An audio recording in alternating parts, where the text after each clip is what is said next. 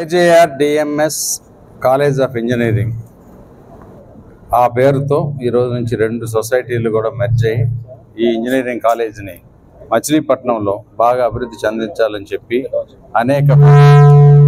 అనేక ఫ్యాకల్టీస్లో మళ్ళీ పూర్వవైభవం తీసుకురావాలని చెప్పి ఈ చుట్టుపక్కల అంటే కృష్ణా డిస్ట్రిక్ట్ పర్టికులర్గా ఇక్కడ ఉన్న 7 నియోజకవర్గాల నుంచి కూడా చుట్టుపక్కల గ్రామాల నుంచి పిల్లలందరికీ కూడా ఇది చాలా అందుబాటులో ఉన్న ప్రదేశం. ఇది మచిలీపట్నం మనం వెనకటి నుంచి కూడా చూస్తే మచిలీపట్నం కానీ గుంటూరు కానీ ఎడ్యుకేషన్కి హబ్స్ కింద ఉండేవి ఒకప్పుడు.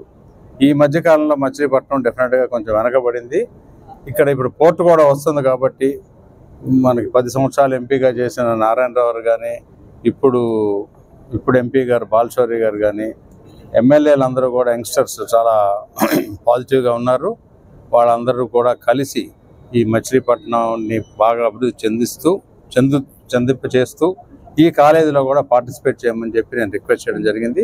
వాళ్ళందరూ కూడా పాజిటివ్గా ముందుకొచ్చారు. దాంతోపాటు ముడా చైర్మన్ మట్టా ప్రసాద్ గారు కానీ అన్ని పార్టీలు అంటే ఇక్కడ కూటమి ప్రభుత్వం ఉంది కాబట్టి అన్ని పార్టీలు జనసేన పార్టీ రామకృష్ణ గారు కానీ అందరూ కూడా కలిసి ఈ మేనేజ్మెంట్కి సహకరించవలసిందిగా ఒకసారి కోరుకుంటూ శాస్త్రి గారు కొనకల నారాయణ గారు కలిసి ఈ నిర్ణయం తీసుకున్నందుకు చాలా సంతోషంగా ఉంది.